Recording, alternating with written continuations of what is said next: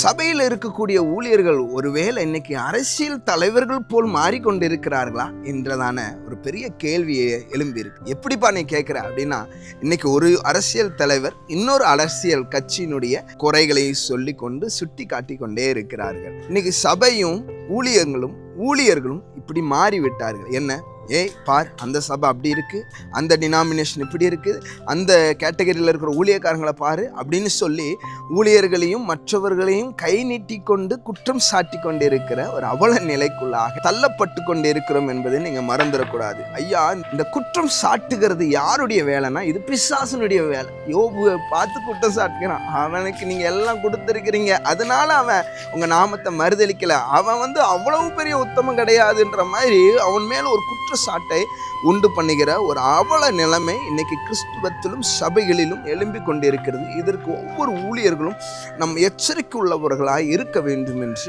ஆண்டவர் விரும்புகிறார். வேதம் சொல்லுகிறது, மத்திய 7வது அதிகாரம் அதனுடைய முதல் வசனம் விதமாய் சொல்லப்பட்டிருக்கிறது, நீங்கள் குற்றவாளிகள் ஆகும்படி தீர்க்காதபடிக்கு மற்றவர்களை குற்றவாளி என்று தீர்க்காதிருங்கள் என்று சொல்லி வேதம் சொல்லுகிறது. இன்னைக்கு முடிந்த அளவுக்கு ஒருவர் தவறு செய்கிறார் என்று சொன்னால் நீங்கள் அவரிடத்தில் நேரடியாக சொல்லுங்கள், இல்லை என்றால் விட்டு விடுங்கள். ஒரு பொதுவான சோசியல் மீடியாவில் மற்ற காரியத்தில் நீங்கள் அவரை குறித்து பேசுவதனால ஏதோ அவரை மட்டும் நாம் தாக்குவதல்ல, அவரை மட்டும் நம்ம குறைத்து பேசுகிறது அல்ல, மாறாக ஒன்றை புரிந்து கொள்ள வேண்டும். நம் தேவ ராஜ்யத்துக்கு விரோதமாய் செயல்படுகிறோம் என்பதையும் மறந்து போயிடக்கூடாது. ஐயா, நீங்கள் நடந்து போய்கிட்டு இருக்கிற பாதையில் ஒரு அசுத்தம் இருக்குதுன்னா, ஒன்று நீங்கள் கண்ணை மூடிடுவீங்க, இல்லை துர்நாற்றம் வருதுன்னா மூக்கை மூடிட்டு போயிடுவீங்க. அதே போல் சிலர் செய்கிறது உங்களுக்கு பிடிக்கவில்லை என்று சொன்னால் நீங்கள் அது தேவ சமூகத்தில் நேரடியாக ஜெபித்து அந்த காரியத்தை நீங்கள் முன் எடுத்து போங்க.